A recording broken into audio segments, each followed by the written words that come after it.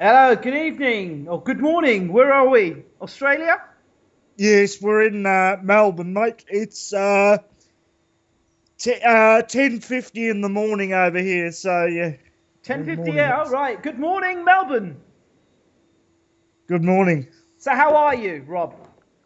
Well, considering the turmoil with the Australian cricket team leading up to the Ashes at the moment, mate, we've just sacked our coach, Mickey Arthur. Things could be Better. a I could bit better imagine. at the moment. I could imagine. We'll touch back on the cricket in a moment, but my reason for my call and obviously for the interview is because of your Yeah, boxing.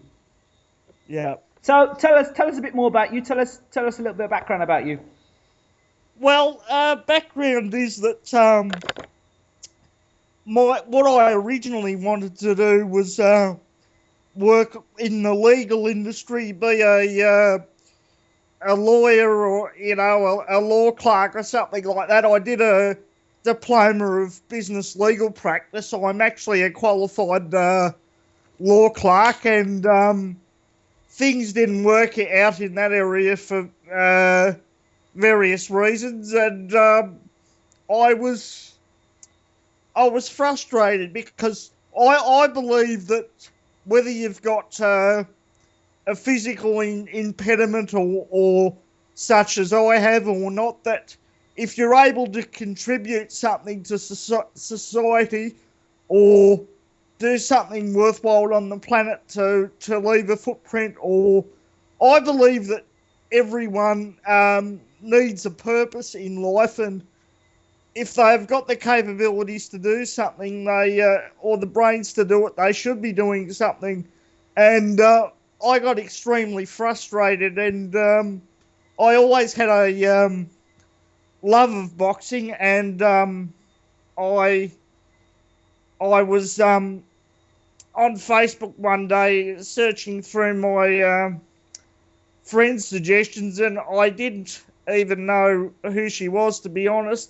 Just saw this young woman, Jenna J, on the ropes, and to be honest, my first thoughts were, oh, she looks cute. She's a cute looking woman, and I'll might be. She's obviously a boxing fan, judging by her name, and I thought, funny enough, I might be able to impress her with my boxing knowledge. So I added her and woke up in the morning and saw that she added me, and looked on her wall and saw that she had this boxing program. Oh, I thought, yeah, okay, boxing program. She'll sit there, she'll talk about a few fighters there, you know, might be a couple of laughs, and I'll have a listen. I didn't know really what to expect, to be honest. I have to be honest. And when I had a listen, I think the first show I had to listen to, Emmanuel Stewart was, and Floyd Mayweather Senior was on, and I've gone, by God, uh, she's serious, and had a Impressive. listen. Only 21 at the time or something, and I had a listen, and I was blown away. I was blown away by her, not only her boxing knowledge, but her professionalism and her polish. And I've gone, well, geez, I have to, get to know this person a bit more. And we started talking, and I said to her that I might have an interest in writing, and I sent my first article into Eastside on the 27th of September 2010, I think it was, and the rest is history. I've done over 100 articles since then, and I've continued writing, and based, apart from a couple of bumps, enjoyed every minute of it, really. So for that, so obviously people will be listening to this interview rather than watching and seeing your face. So tell us what exactly is your situation physically? Well, I've got cerebral palsy. I'm disabled. I can't walk, and haven't been able to walk from day dot, and that's basically my situation. But I'm thankful that my brain works, and everything in that area is fine, and I'm able to. Yeah, you have your tough times and Challenges. everything like that in your tough days, but I'm thankful that I'm able to do what I am doing and to contribute to society. But I wasn't. I've been hiding the fact that I've been disabled during the whole time of my time in the boxing industry, and really, you're the, apart from obviously Jenna and a few other people that know privately, no one out in the boxing world knows. So this is the first time on your program that it's officially been revealed. I wasn't going to, because for me, my writing and my in that world, I'm Robert Brown, the boxing writer for Doghouse Boxing. I'm not Robert Brown, the guy in the wheelchair who lives down the road, and I don't want people questioning my boxing knowledge now that they'll find out that I'm in a wheelchair or not. But But Robert, let me stop you here. I think it's an inspirational story you've got here. There are people that can walk and can talk and can do things, and are physically more capable than yourself, that haven't got the ability that you've shown in the stuff that you've contributed. So it's a credit to you, not a disservice. It's an absolute credit.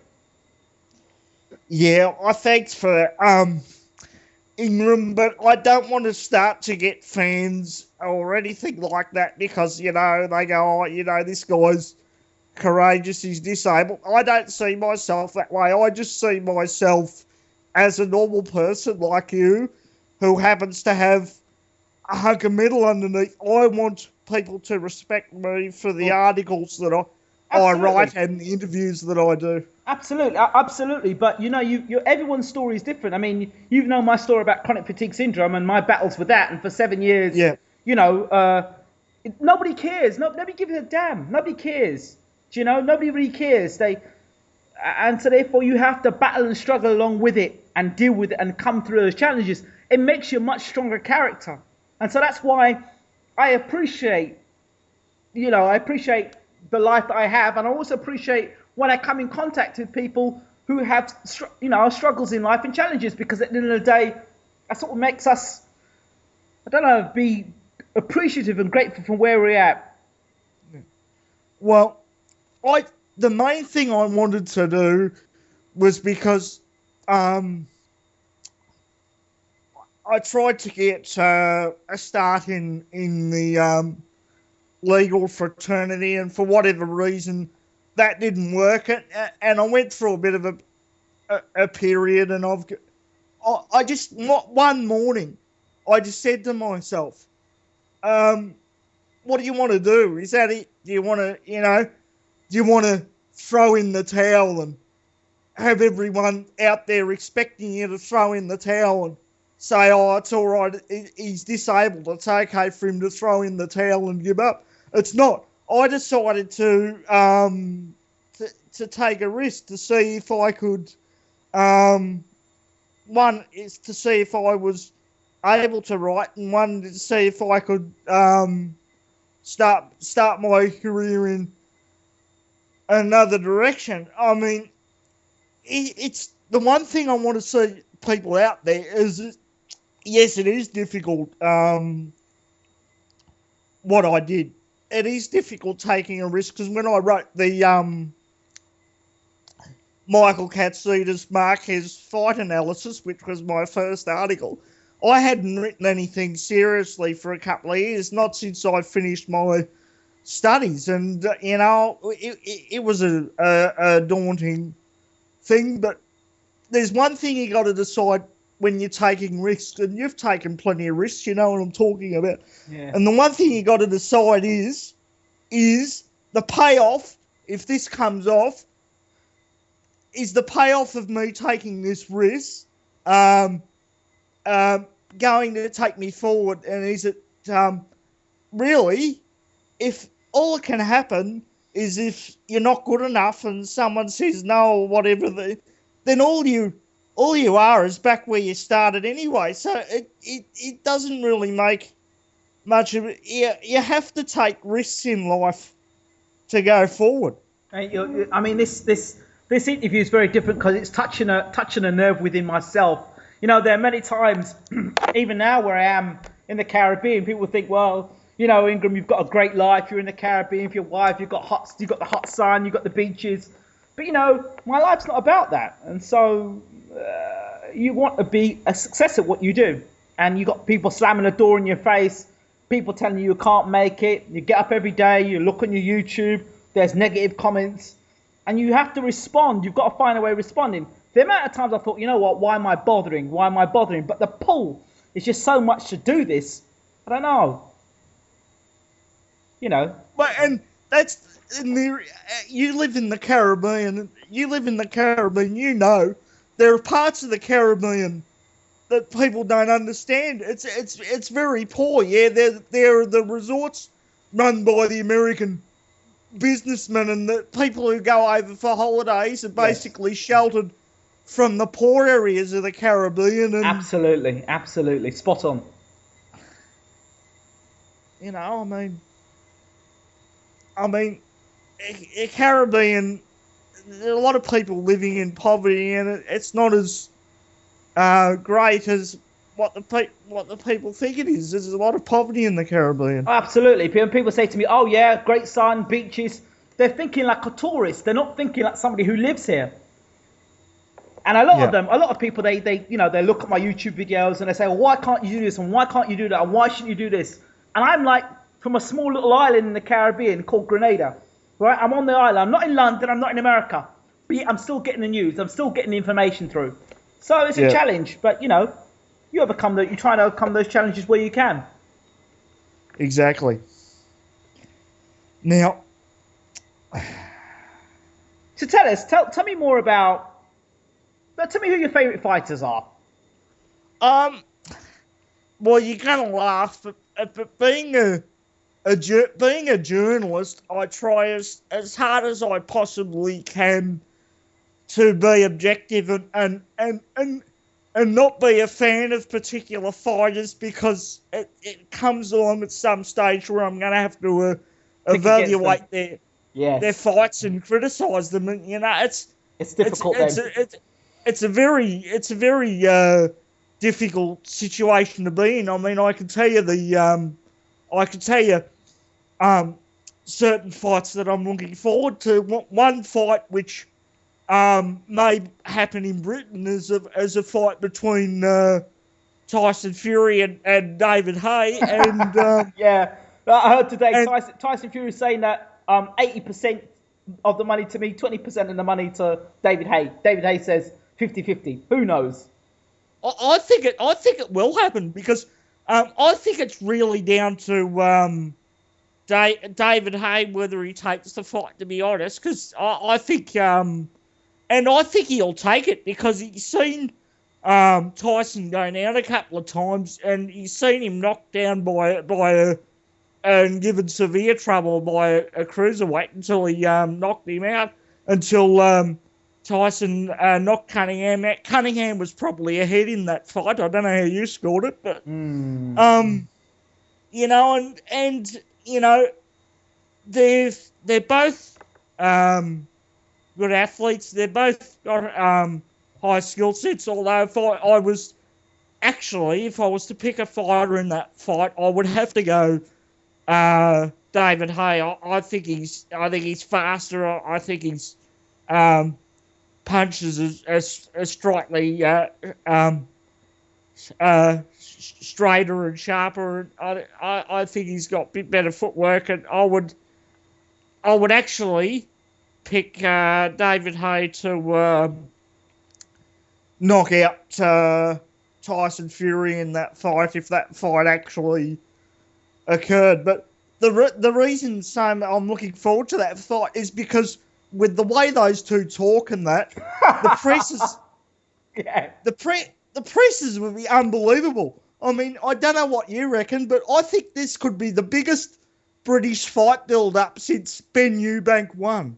I think so. I think I did mention it in one of my videos that the fight I would love to see is Hay versus Fury just for the press conference. Yeah. Not mind anything else, the press conference. But I don't know. Is David Hay still going to be able to open his trap and talk the stuff that he was talking, with Audley Harrison and with Valuev? And is he going to be that sort of David Hay? Or since he's not champion anymore, he seems to have kind of piped down on all the hype now. He's gone into that mellow mode, like Floyd Mayweather has. I think he will. I think it comes down to confidence, and I think he will be that mouthy because I think he knows. He's watched Tyson Fury, and I think he knows in his own heart that athletic-wise, he's got it over him, and he knows if he lands that straight right hand clean that he can knock Tyson Fury out. He knows that, and in that sort of case, I think he would be terribly. I think he would spruik in that fight. I really do. And Tyson Fury's going to spruik, so these presses are going to be unbelievable. So there's no way you see a Fury victory then? There's no way I see a Fury victory. I just see, you look at the skill set, you look at the footwork, you look at the speed, and I don't have to agree with me, but you look at those three major aspects, and I just think, I just see Hay winning, and I don't see it going the distance with these two, so I see a knockout. But let's look at inactivity. When has Hay last fought? Yeah, good. Almost 2 years, right? Yeah. Almost 2 years. So he won't be coming back to the ring any better. So the last time we saw Hay was against Chisora, and it was blown out his ass. In my opinion, before he knocked Chisora out, he looked like he's blown out his ass. So and Chisora. Yes. Wasn't he had troubles in the camp with Don Charles, and he wasn't in top shape, was he, to be honest? Well, so there you go. That definitely could be argued, and so therefore you put that all into the mix, and then David Hay coming back after 2 years, he won't be peak David Hay. No. He's going to be on the decline. We don't know how much of a decline Hay is, and Hay is a fighter that once his reflexes go, he's in trouble. Yeah. Hay's one of those fighters like Roy Jones. Roy Jones is another one. Brilliant because they rely on speed and reflexes. Once those speed and reflexes go. Because Hay is not a traditional stand-up left jab, right hand, left hook boxer. He's not one of those guys. No. He's a guy, he's an ambush fighter. So he needs speed, he needs movement. But I just see him landing one, and, it's with a... And the other thing to consider is, Hay's got a suspect chin. I know that too. I was about to mention that. Everyone's talking about what Hay's going to put out. Nobody ever talks about what Hay may have to absorb. Yeah. See, and against Vladimir Klitschko, he did not show the sort of heart, and that was him defending and trying to become a unified champion. Right? He did not show in that fight any sort of heart to get inside and have a fight with Vladimir. He tried to keep him outside all the time. I wrote an article on that. If you read that article, I'm sure you'd have a good laugh. But I wrote an article on that critiquing that fight, and he's just all the talk, and in the end, he just, for someone that supposedly had a damaged broken toe and took his boots off as fast as he could to show the journos. He certainly ran around like he was playing tennis or something like that. So I don't think his toe must have moved too, Bird. Well, I don't know. It looked swollen, but then having said that, his hand was damaged. This right hand or left hand was damaged. That's why the Manuel Shah fight got cancelled. My suspicion was because tickets weren't selling. No. I would. I'm inclined to agree with you on that as well. Yeah. time Hayes pulled out of injury. No. You remember when he was meant to fight Vitali? He pulled. I think it was Vitali he pulled out, and that was before Satanta were going down. 2010 was that? 2010? There you go. And he had back injuries, so he said. Yeah. So that fight was meant to be June from memory, June 20th, 2010, and he pulled out with a back injury. There you go. And Satanta went down straight after that. Yeah, poor old Satanta. So there you go. So if you look at that, and then now you look at this fight with Char. For me, I didn't think the tickets were being sold, and Tamer said, "You know what? I need to get out of this. Get out of this and get me Tyson Fury."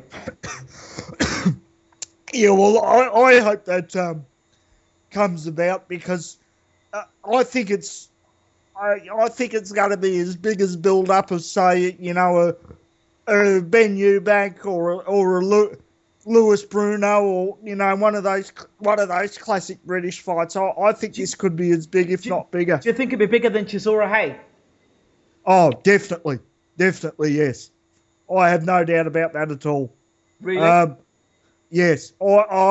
Fury. You've got two fighters that just absolutely polarize each other. You know, that you've got 50% of the public that hates them, and 50% of the public that likes them. Plus, if these two get together and decide to handle the presses in the way I think they're going to be handled, this fight, this build up. I mean, when you look at things, I mean, it's all about build up. I mean, Shane Mosley had no chance of beating Floyd Mayweather, but because of the build up was so good that the pay-per-views were probably better than, you know, everybody expected. It all goes down to the build up, really. Yeah. And not so much with the casual fans, not so much with the boxing purists like us who know what we're talking about, but with all the casual fans, it really all comes down to build up. Well, and these two could create an amazing build up situation. For me, I would do a tour. I would do a road show across the UK to sell this fight. I would also do a face-off between Hay and, like how Hay did with. Oh, there has to be a face-off. Yeah, there has to be a face-off with this fight. It'd be funny. Oh yeah. Like I just to me, this is what the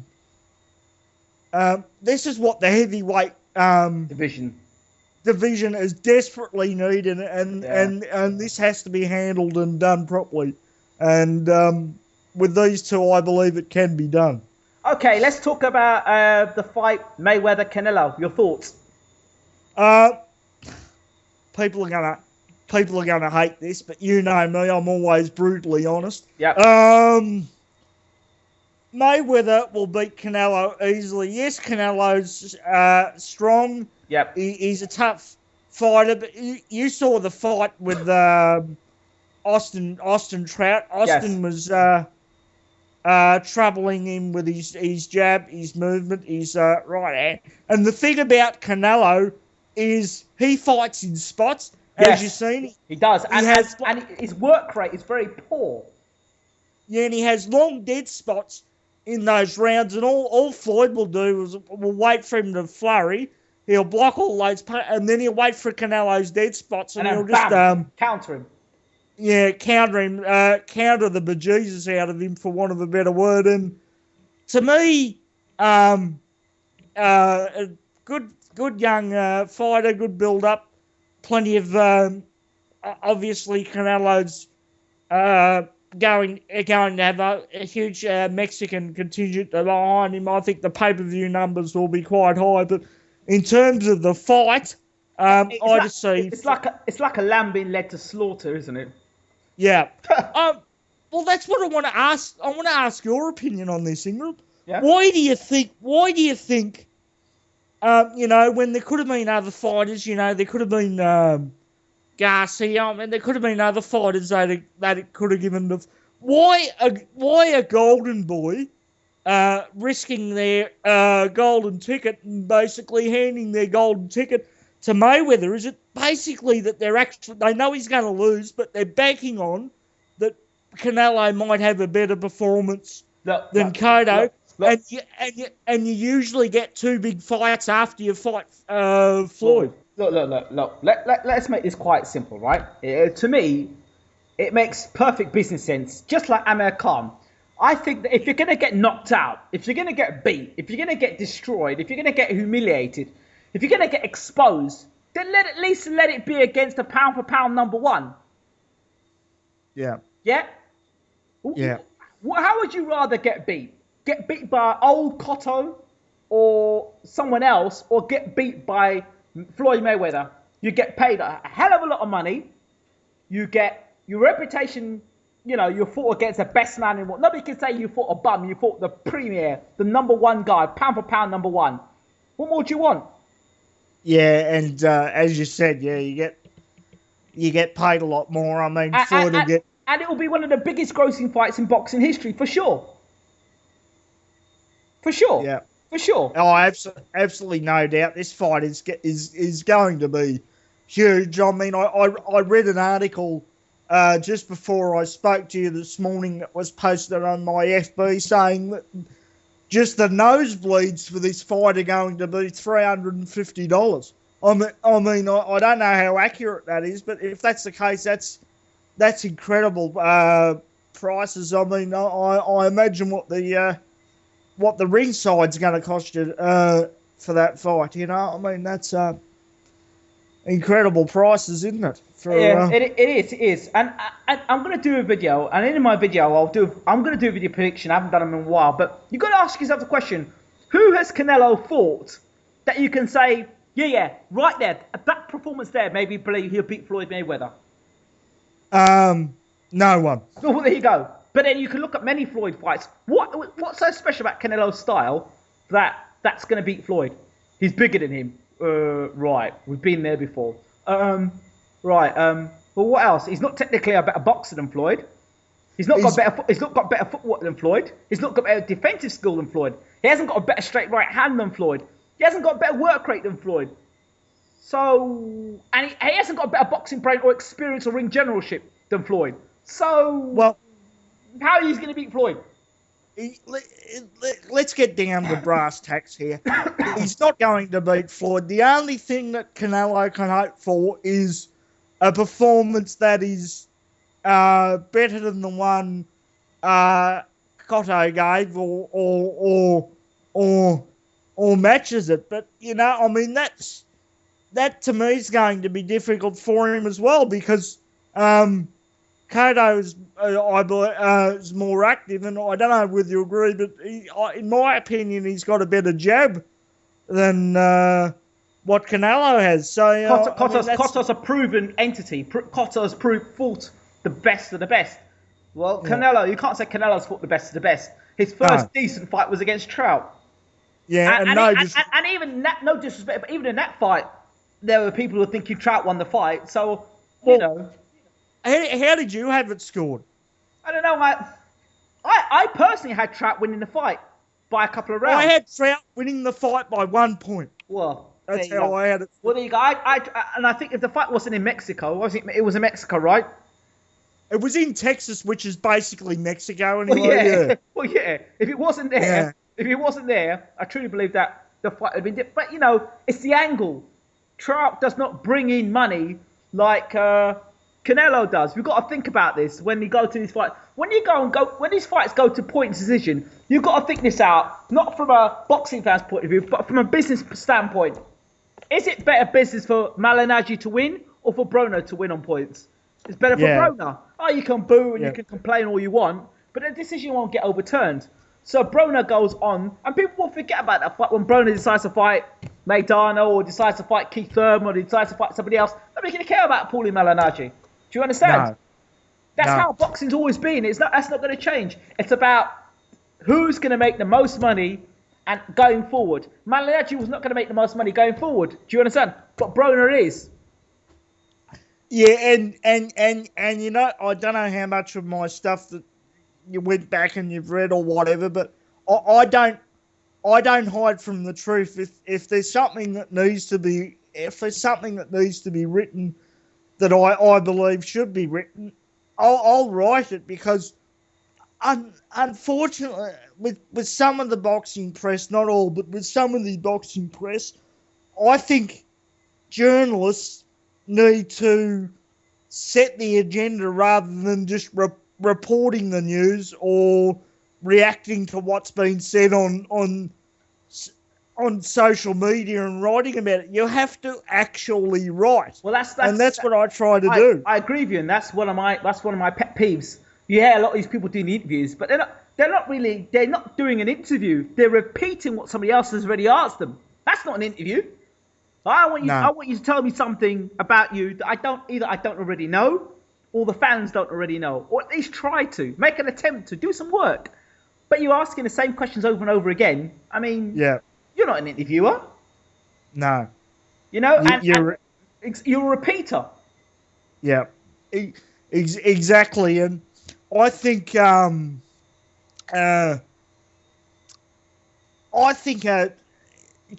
a journalist or as a writer, it's your duty to promote the sport, yes, but it is also your duty that if you see something that's rotten in China or the Caribbean or wherever, say it as it is, that you have to write about it. And the thing is, boxing fans, the ones that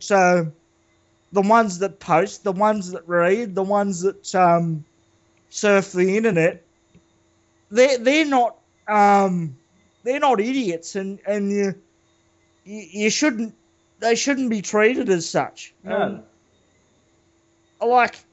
It's like, for example, I have a problem at the moment where on ESPN, I don't know if you get the feed over there or you watch it on a feed or anything, but ESPN has Todd Grisham at the moment doing the intros and the outros, and you're going to say, yeah, sure, it's only a presenting job, but he has as much boxing knowledge as you can put on a drawing pin, and and they got him doing the, and you're like, I get angry because you got someone like Jenna, who I might be biased because she's my mentor and everything like that, but you got someone like her with incredible boxing knowledge and incredible profession. Yes. And you got someone like Todd Grisham who doesn't know the difference between a straight right hand and a left hook, working on ESPN. Tell me, what's wrong with this picture? It's ridiculous. She'll love that. Okay, tell me a bit more about the people you've interviewed. Tell me one interview. Tell me one interview that you think, I'll always think about this one. Well, I basically for years was just doing opinion pieces and analysis articles on fights, and Jenna, there's no other way of putting it. She put a red hot poker up my ass and basically said, well, it's time that you've got talent. It's time that you branched out and did interviews, and I was going to do just a general opinion piece on Mike Tyson, and I was in bed, and a lot of my, I don't know if it happens with you, but a lot of my best ideas tend to happen in bed. For whatever reason, I don't know. That washing the dishes or in the shower, they're the three areas. Well, for me, it's in the sack. And I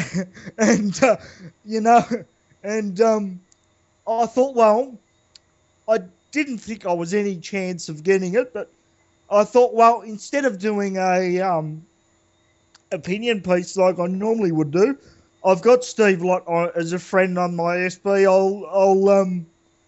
I'll ask him, see if he wants an interview. And I just said, oh, look, Steve. Who's Steve Lott? Please explain, because fans Oh, might not know who he Steve is. Lott, who was formerly Mike Tyson's assistant trainer from 1984 to 1988. I also think he's the director of Big Fights Inc. Company, and he's also got one of the largest collections of boxing memorabilia in the known world. But I thought, well, instead of just doing a general opinion piece, which I normally would do, it's time to this would be a perfect time for me to sort of step out of my comfort zone, and I'll ask Steve Lott for this interview. So I did, and he was very keen. And later on, when I was asking the questions to do with the interview, I found out why. And if you've read the interview, you know what I'm talking about. But he was very keen, and you know, we got the interview done, and it was a great interview, and it was featured on Doghouse for 2 straight days. And I figured, for someone that has never really done interviews like that before, to be able to land an interview like that to start off with was a huge privilege and an honour. And obviously, since then, I've just recently did an interview with Iceman John Scully, who's a trainer. He's a former ESPN analyst who actually knows what he's talking about, unlike Todd Grisham. I want to stop you for a second, Rob, because people listening to this will say, all right, okay, he spoke to Steve Lott, and he spoke about, he talked about Mike Tyson. Can you give us some juicy stuff so that people might want to afterwards go and look at the interview? Give us something that, will make people want to listen to, go and read your interview. Oh, well, you want some juicy stuff. Well, I can give you that. Well, I asked him a question. Asked him a couple of questions. I said, well, why would someone with so much money, like basically the question was, why would someone with so much money like Don King and Mike Tyson hire Vince Fuller? No disrespect to Vince Fuller, but his main field was a tax attorney and had no experience in criminal trials, certainly not of this magnitude. And boy, was I shocked with the answer I got. Steve Lott got back to me and said, well, Vince Fuller said the case was a slam dunk, no proof, and they took for me, and but according to Steve Lott, this is his opinion, I don't want to get sued here, but they took $4 million from Tyson for the defence fund, and Vince Fuller split $2 million with Don King. So Don King could keep $2 million, according to Steve Lott. That was what was occurred, because normally with a case like that, and with the resources Don King had at his disposal, you would expect that they would go and hire someone like a Johnny Cochran or someone like that, wouldn't you? Yes. Really? Yeah. Wow. So did they want Tyson to go down? Was that the plan for Tyson to go down? Well, I wouldn't say it was a plan for Tyson to go down. I think it was planned for, if that was the case, if what Steve Lott was saying is true, that Don could keep some of the money in his pocket. And what's been said about Don King in the past. I mean, Tyson said about Don himself that he'd crawl over his grandmother for $1. So I think that's the way you could look at it. I mean, people might have theories out there that say that he had the fight with Buster Douglas. He had 2 fights with Razor Ruddock, which he won, but he wasn't that impressive in them. You've seen them. Yes. And the Holyfield fights.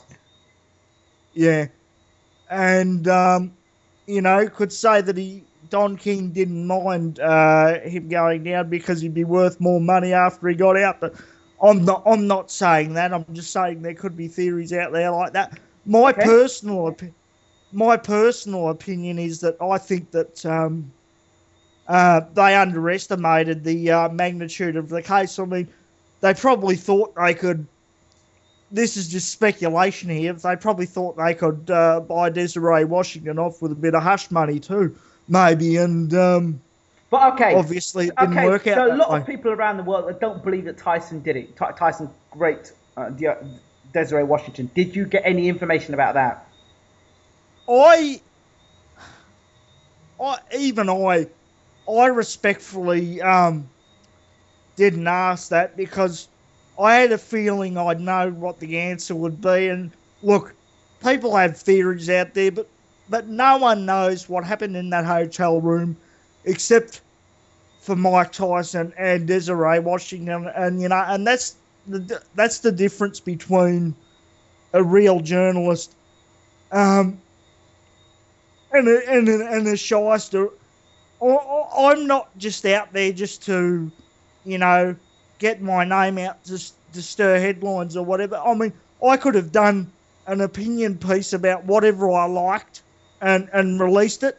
And, but I chose to speak to someone inside the situation. I chose to speak to Steve Lott and get a version of the full story. I mean, in my opinion, that's what journalists should be doing, is they should be doing more journalism, so to speak.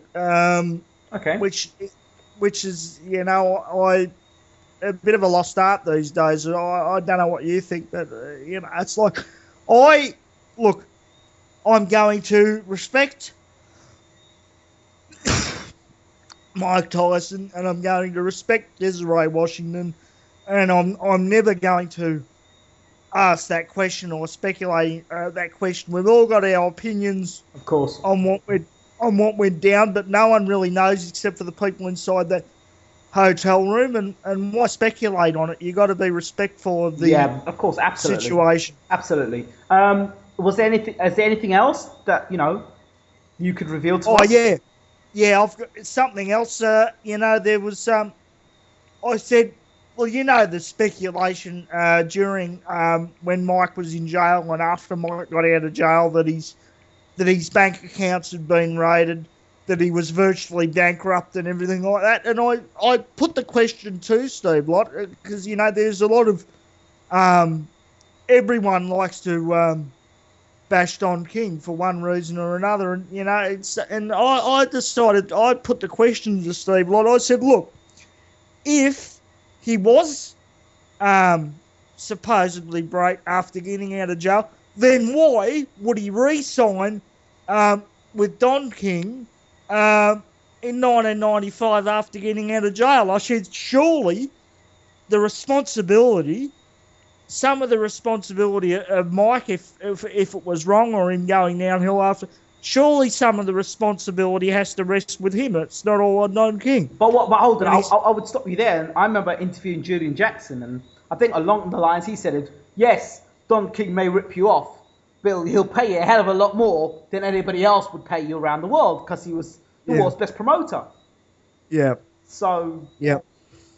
Oh, and Steve Lott said, he's gone, well, great question. He's gone, well, get a load of this for an answer. He's gone, well, Don paid a Muslim priest off when Tyson was in jail to keep Tyson's head full of Don King and basically brainwash him. And that was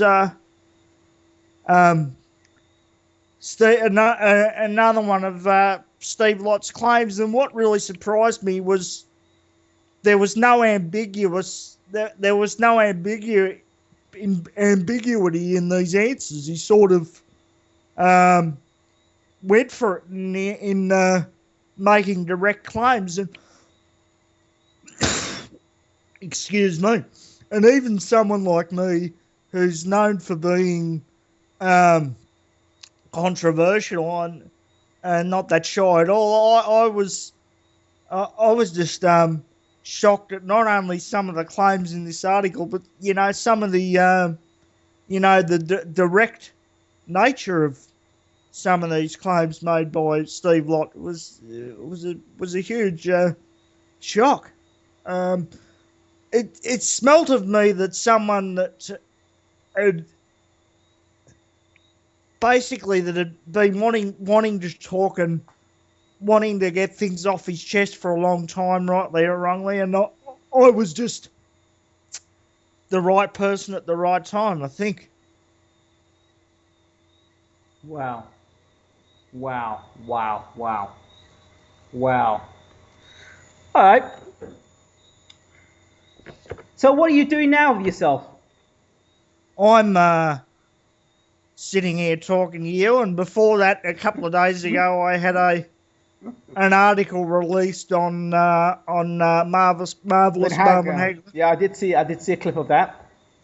That happens. He happens to be he's passed. He's retired now, so I can say it without getting into trouble. He happens to be basically a hero of mine. I majorly respect him as a fighter. What he went through, I mean, someone of his class, 6 years and 50 fights to get a title shot, then basically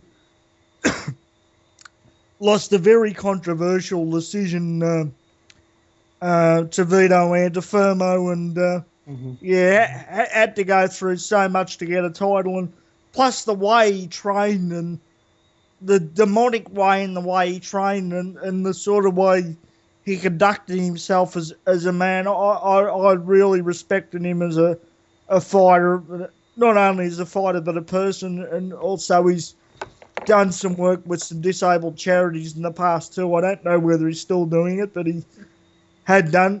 That is not really the main reason why I like him as a fighter, but yeah, he's one people that I really look up to. I've tried to get an interview with him, but so far has been unsuccessful. I was going to ask you, do you remember when Mike Tyson was knocking everybody out, right? And Marvin Hagler's name was being mentioned?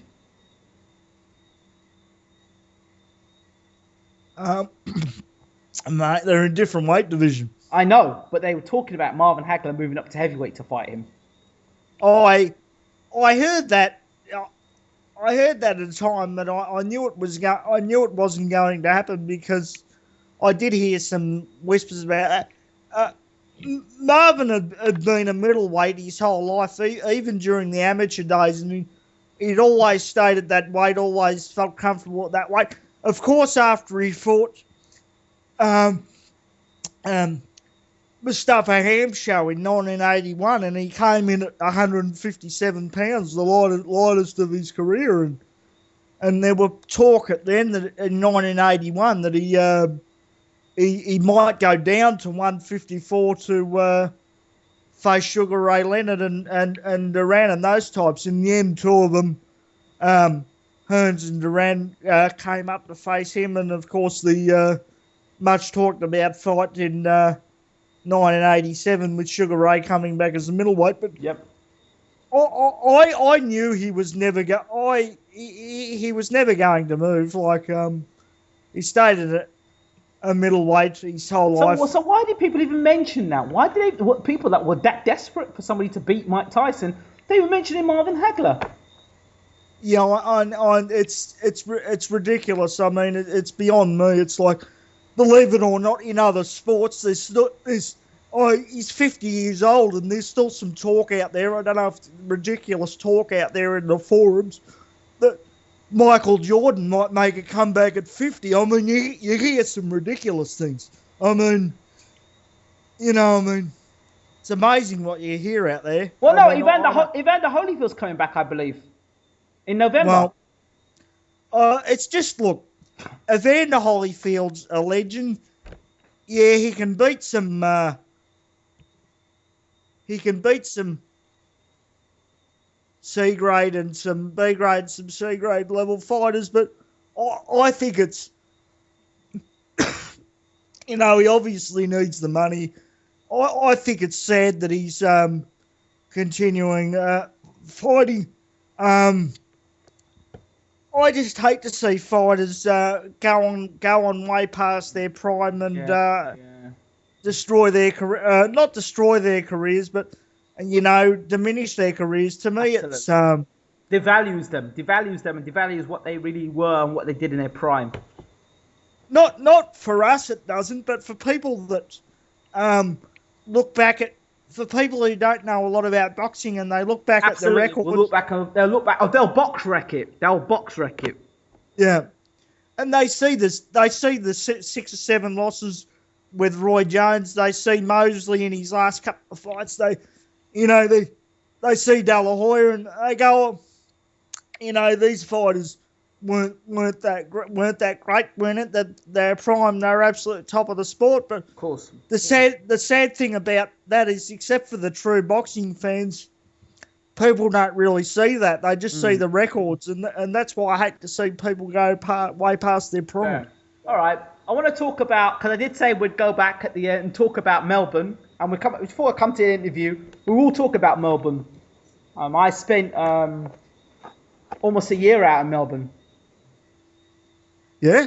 Yeah. You've been down here, have you? Yeah, I did coaching. I spent time in a place called Preston. Oh, yeah?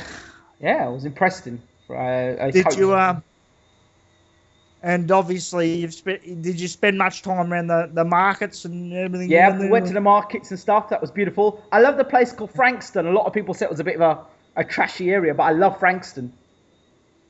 It's, you obviously went to a good part of Frankston. It is a bit of a trashy area, but I love the way it is, and the seafront and everything. Of course, I had a friend that lived down in St Kilda and Brighton, not the same as Brighton in the UK, but it was all right. Yeah. Well, I haven't. Sadly, it's difficult because because I'm in a wheelchair and everything. Absolutely. And but and hopefully I've got the talent to make some to get a bit bigger and make some money out of what I'm doing in the future. It's not the reason why I'm doing it, I assure you. But I want to travel. Like I want to go to the UK, and I want to go to America, and obviously Jenna's over there, and I've got a few friends in America. I might knock on her door and bother her for a while, but I want to go over, and I want to do things. And all I want to do is to get into a position where I'm able to do that, and I'm able to afford a carer to go over with me or whatever, because I wouldn't expect my friends to take care of me or anything like that. That's why I'm not going over or anything at the moment. I've probably got enough money for tickets and everything else. I just haven't got enough money for someone to go over with me. But there's things that I want to do in life, and hopefully I can do them. You've got a positive attitude. You've done things that many people in your similar situation would never have achieved. So pat yourself on the back and keep going, my friend. That's what it's about. In closing, I'd like to find out how people. Hang on, can I just say something on that? Yes. There's things that I really want to say. There's a couple of things that I really want to say. I didn't get to say in Jenna's interview, and that was the fact that yes, people are going to put you down there. They're not. They're going to say you're not good enough and everything like that. All you need is someone to believe in you. And I had Jenna believed in my talent, and I've also got another friend, Stephanie Beale. You might have heard the Boxing Belly. She does I've heard of her. YouTube videos, and I think she just started up a fledgling promotion company. Good luck to her, and And I noticed that you've recently signed a deal with a promotion company which will bring more fights out to the public. So, Absolutely. That's a good thing where boxing. But back to my point, people are always going to put you down, say you can't do this, you can't do that, you're crazy, you're not good enough. And I'll tell you, most of the time why people do that, it's because they haven't had the cajones or the courage to go after what they want in life. And the sad fact of the matter is, most people, and people have got to hear the truth, and that is most people don't want you to succeed, because if you succeed ahead of them, they'll look back at their life and go, well, maybe I should have tried this, and I for whatever reason, they didn't do it. So rather than to see you succeed and go after what you want in life, the sad fact of the matter is, most people would rather see you go down. I know. This is the way things are. I know that for a fact.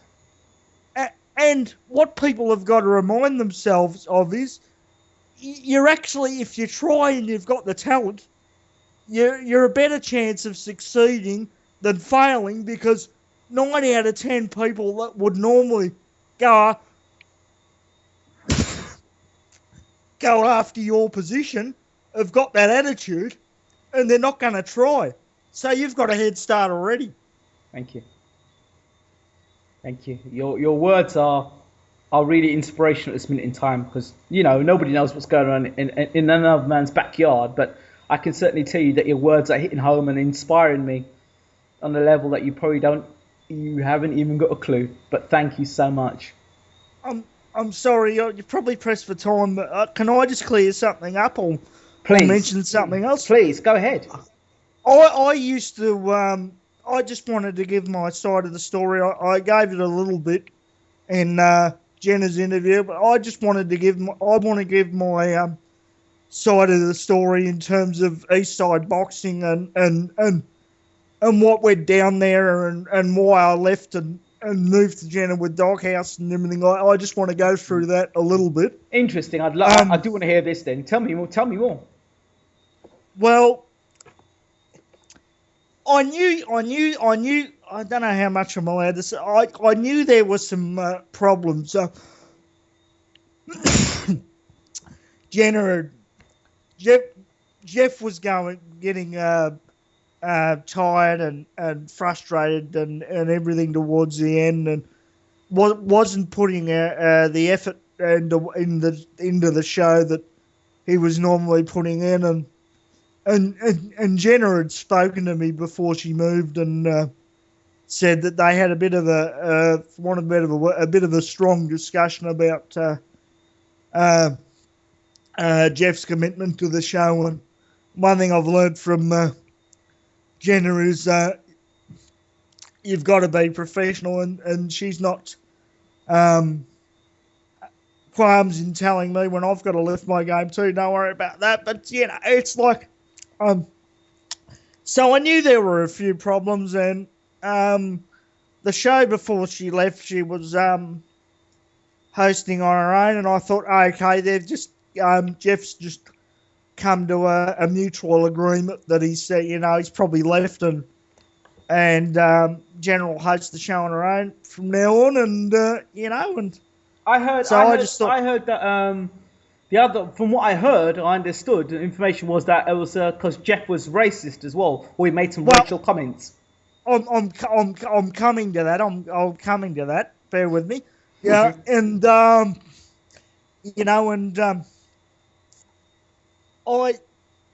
got on the computer one morning, and I saw her show was released through Doghouse, and I got on her. I just assumed because she's such a big talent that another website had Doghouse had poached her, and I'm like, were you poached? And I'm like, there was a bit of pausing. She normally gets back to me pretty quickly, and I'm like, where it's going, and she was like, I got removed. I got kicked. Jeff had me kicked out, and I'm like, what?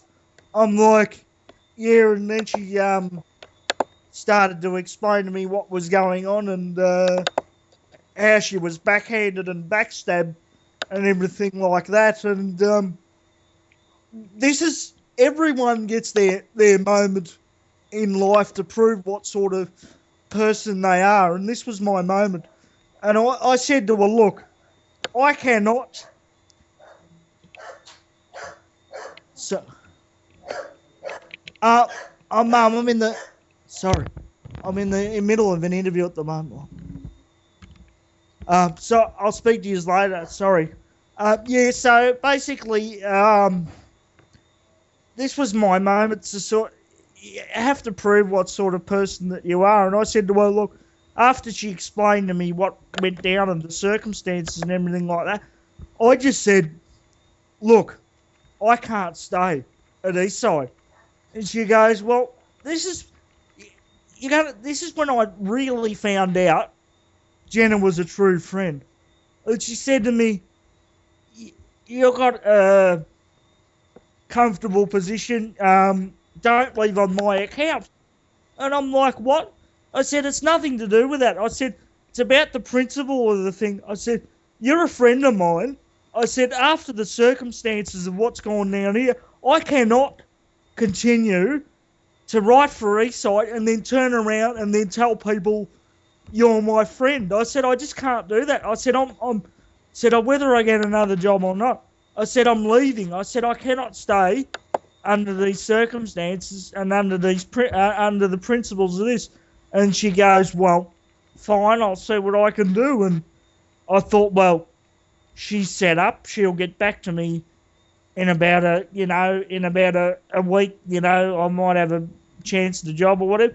And within an hour, hopefully it's something to do with how good a writer I am, not just a recommendation, although a recommendation carries a lot of weight. But within about an hour, she goes, oh, I think you got a spot at Doghouse. The editor wants to speak to you. And I'm like,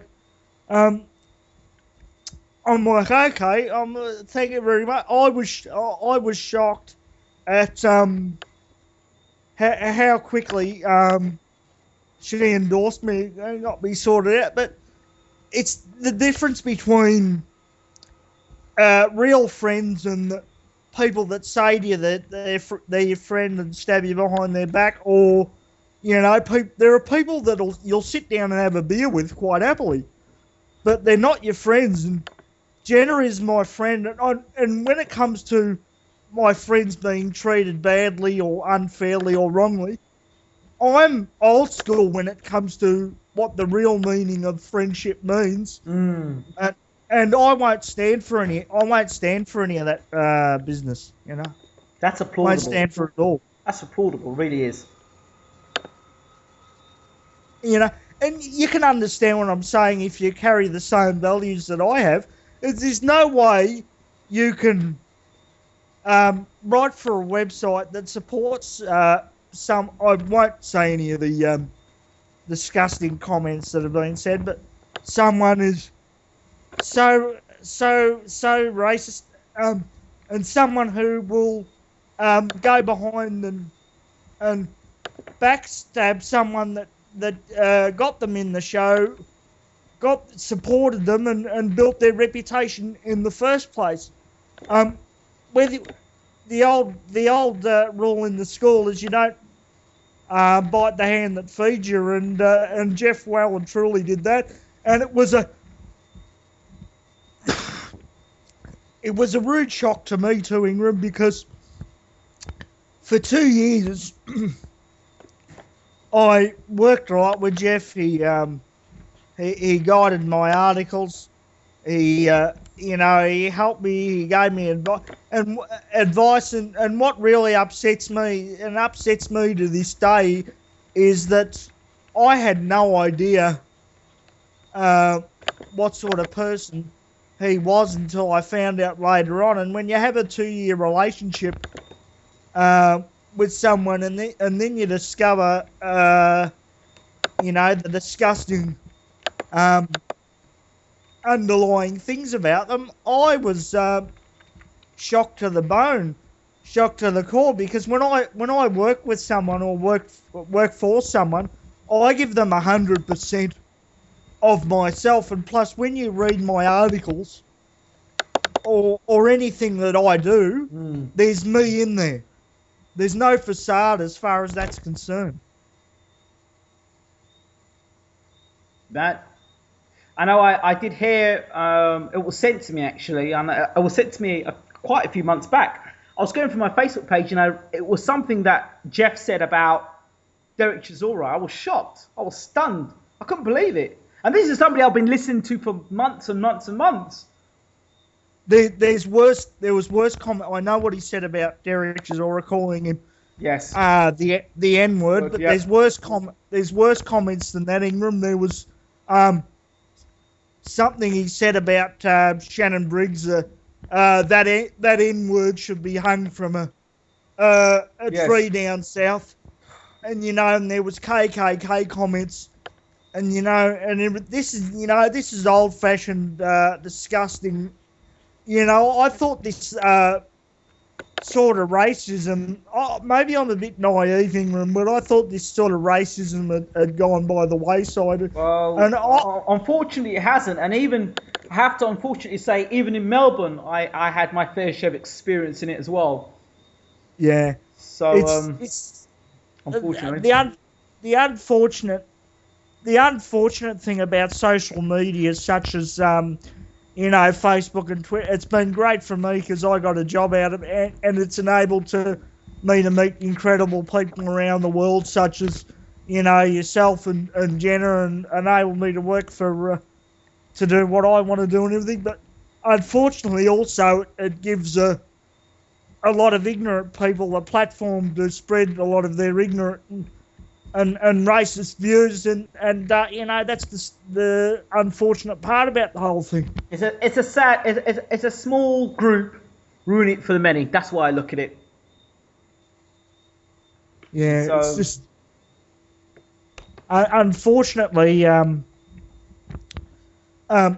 we tend to hear about those things more than we hear about the positives, positive aspect of certain things. But look.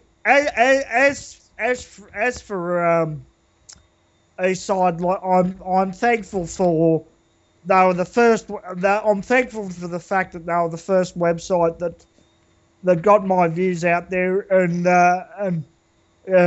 got my articles out there. But I'm thankful for them giving me a start. But as far as them, they've got to look at their own reputation and the people that they employ, I think, and that's proven in the latest boxing website rankings. The fact that they've tanked and they've gone so far down south, and Doghouse has risen. I know Jenna and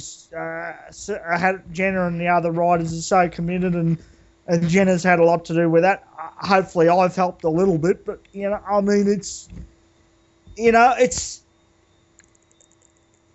at some point in your life you're going to have to make a stand of what you stand for and who you're going to work for, and I'm a big believer when you say. I'm also a big believer when you say you're someone's friend and you're going to support them.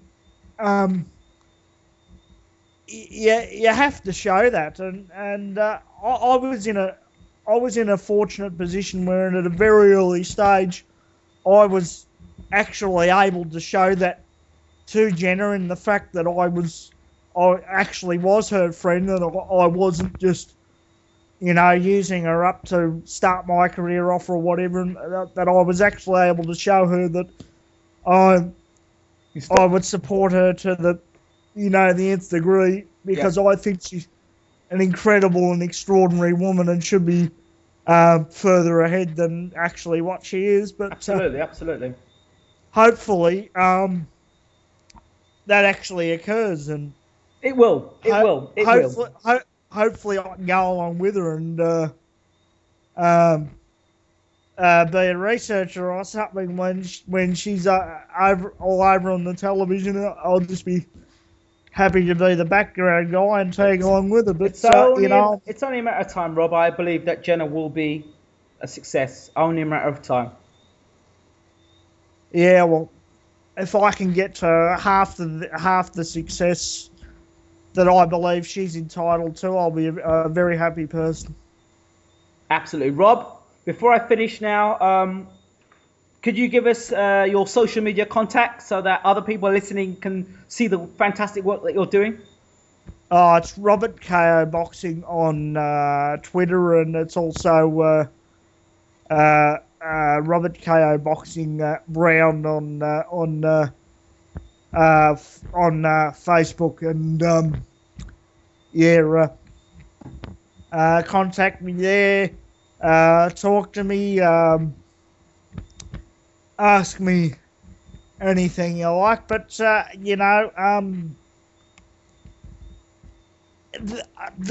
advice I would like to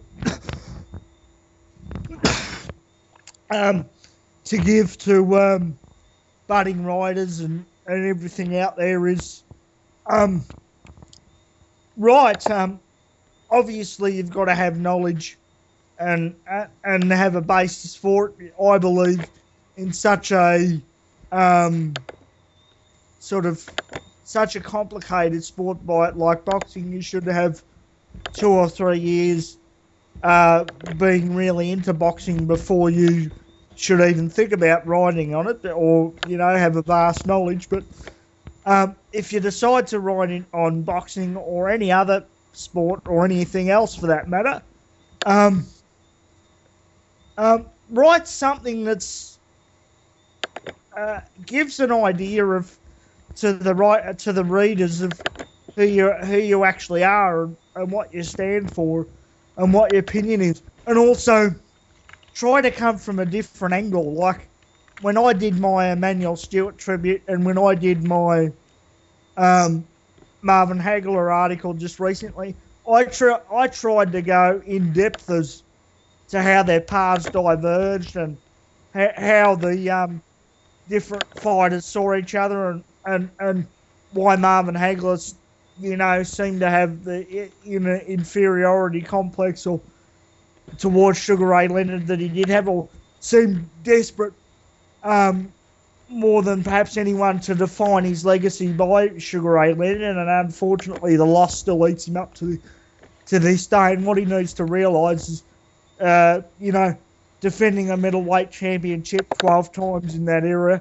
beating guys like Duran and Hearns. What I said at the bottom part of that article is he really needs to let that go. I mean, because you can tell that interviews I've heard with Jenna and people in the past that the fight still eats him up, and you can't carry that around anymore. It's no good. No, it's no good. Absolutely not. But again, right from the heart, and don't be afraid to give your own opinion, because if you write just a standard article that sits on the fence and covers both sides and everything like that, yeah, sure, it might get on a website and you might get your name in Google and everything else, but what you really need to do as a writer is to really give the reader something to read. And for starters, they might disagree with you, and they might go, they might want to, I've had some disgusting comments said to me, but afterwards they might go, maybe he's right about this, and maybe he's right about that. And at least when I write articles, I could say that pretty much every single word that I've written it's your own. Is my own words, and I think that's something that a writer needs to carry. Otherwise, why do it? I mean, you have to do what you're doing, and you have to do what you're doing because you believe you can make a difference, or you believe you have something to contribute. If you're just doing it to get your name up on a website or whatever. Don't bother. If you want some help or anything like that, I'll help you. But I just want to make sure you're doing it for the right reasons first. Absolutely, absolutely. Have you managed to look at the website in terms of what Baylor Worldwide are doing?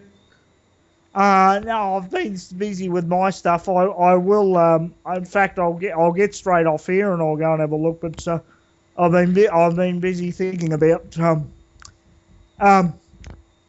what next time I want to do. I actually, you're going to laugh because a lot of people would say, why would you want to interview that guy? But I actually believe he's very interesting. I actually would like to interview Chris Eubank, but I got on his website and couldn't find any email address or anything like that. But I would like to interview him, talk about some of his old fights and why he did the strut and everything else, and also talk about his young son, Chris Eubank Jr., who's just coming up, and I think it's had the man. You want to talk to the man? Yeah. The man. Yeah. Yeah, simply the best, he called himself. But yeah. The man. I am the man. Yeah. He's a very interesting guy. I've met Chris I met Chris when I used to box down in Brighton or in Hove. I've met him on numerous occasions. You've met him, have you? Oh, numerous occasions. Spoke to Chris, and I used to coach cricket to his little son at the time when he was a little boy. So he's not a little boy anymore, but a lovely guy. If you ever get a chance to speak to him again, just say there's a writer with a high level of integrity out there who would love to do an interview with him. Absolutely. Rob, absolutely. No problems.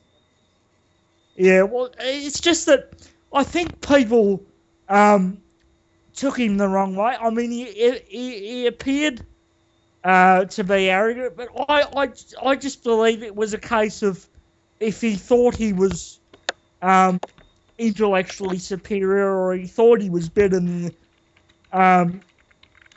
the other fighter, he would say so. And I would think it was in the case of the Best of Enemies show that used to be on before the build-up of Eubank Ben and all the pre-fight build-up between Ben and Eubank. It was basically Nodule at the time that was causing most of the angst, and Nodule Ben, as you know, he's completely turned his life around now. He's a born-again Christian. He's in Australia. Everything else.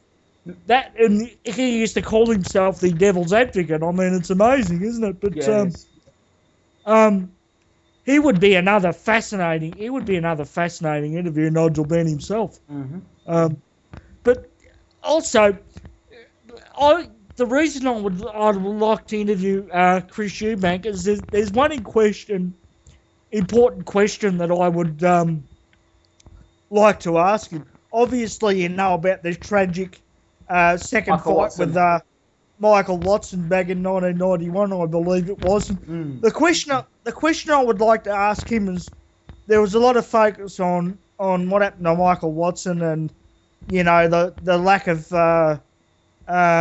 medical care that seemed to be there that night and everything else. But the one thing I would like to ask Chris Eubank is, that's very rarely been asked, is, or if it has even been asked, is how did he deal with it? I mean, it wasn't his fault, it was an accident, but he was involved in a fight where he hit a hellacious uppercut.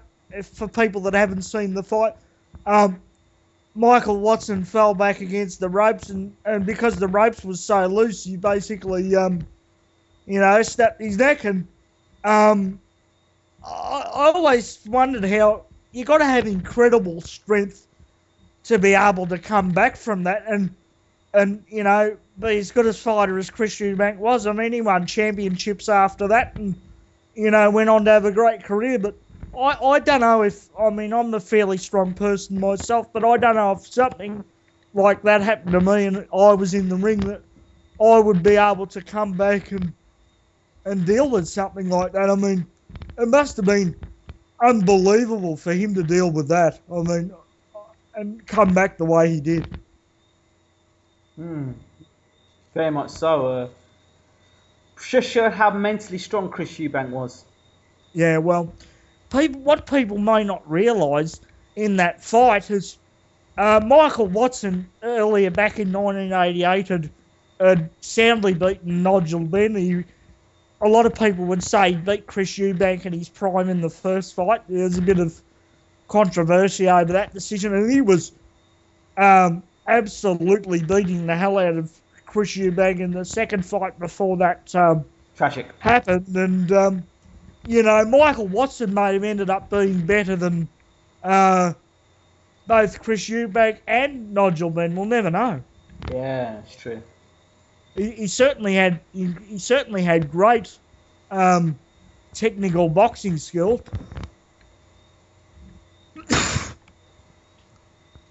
Yeah, so I've always wanted to ask Chris Eubank how he dealt with that and how long it took him to get over it, or whether he has gotten over it, because you never get over something like that. And yes, how indeed he had the mental strength to come back from that.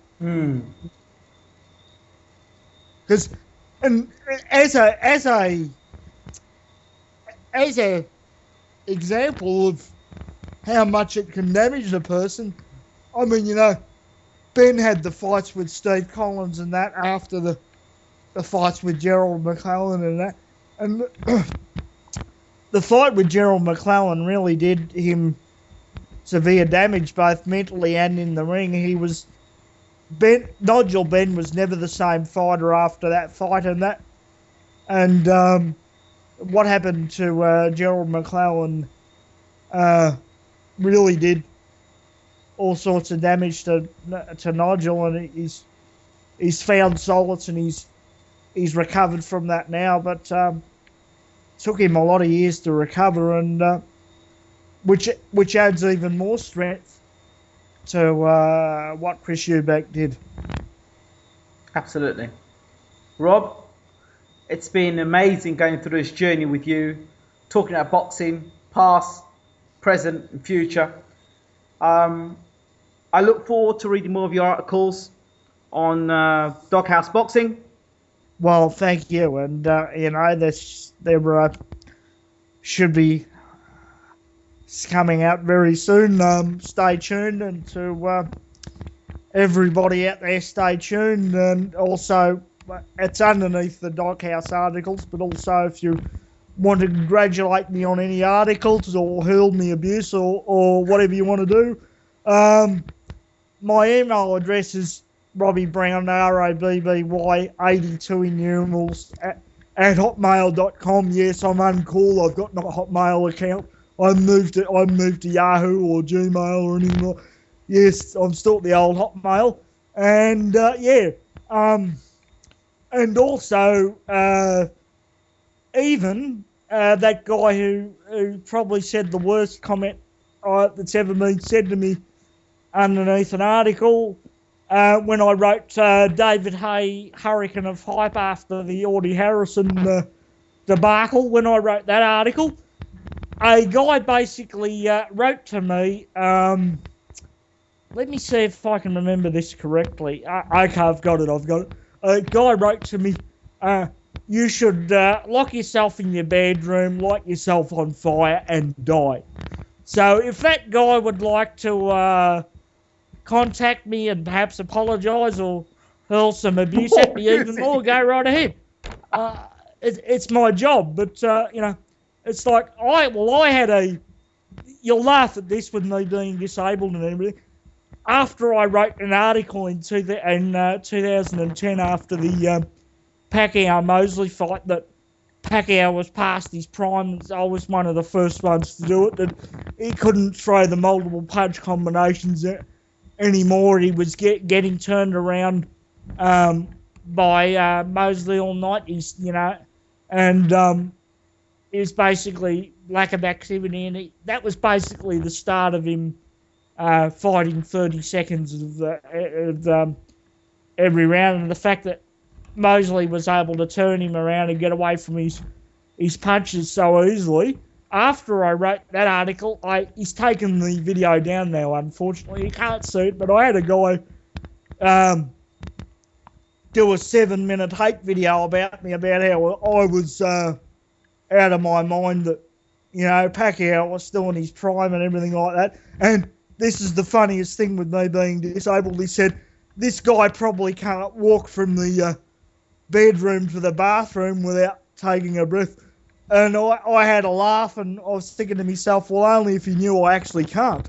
But you know, it's like, you know, that's one thing I've got ahead of Jenna. She hasn't had a 7-minute hate video about her yet. But, you know, it's like, actually, it's probably not that you never wish this upon fighters, but as it turns out, he's probably taken the video down, that as the future goes on, as the future went on, I've probably ended up being vindicated with that article, and, you know, that now that video for him looks bad. But,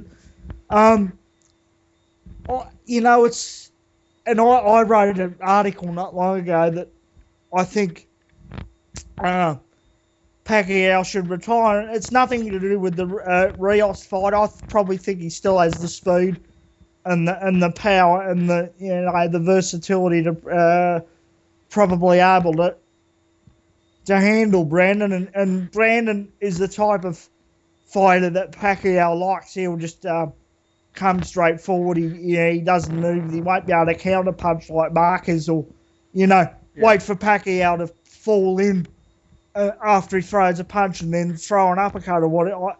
No disrespect to Brandon. I like Brandon. He probably doesn't have the versatility or the ring IQ that Marquez does, but who does? But even, look, I will say this. I'll make this point. Even if he beats Rios, which he probably will do, I still think he should retire, because Pacquiao can't do any more than he's already done. Can he improve on any more than he's already done? No. You know, he's an 8-time world champion. He's an absolute legend of the sport. I respect Manny Pacquiao immensely, but you know, all he can do now is hurt himself. And you know, Brandon Rios is a tough kid.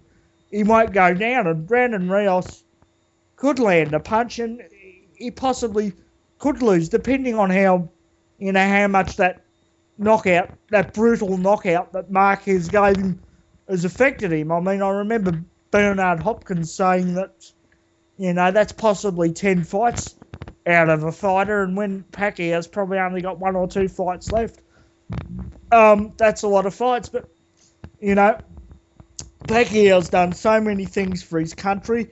He's done so many things for his sport. He's got a political career now. He's possibly going to end up president of the Philippines, and for a boxer and boxing fans like us and who report on the sport, that's a huge thing. It's time for him to move on. It's time for him to go. He's got an incredible legacy. He's done enough, as far as I'm concerned. He's done enough, in my opinion. What are your thoughts? Yeah, I think so.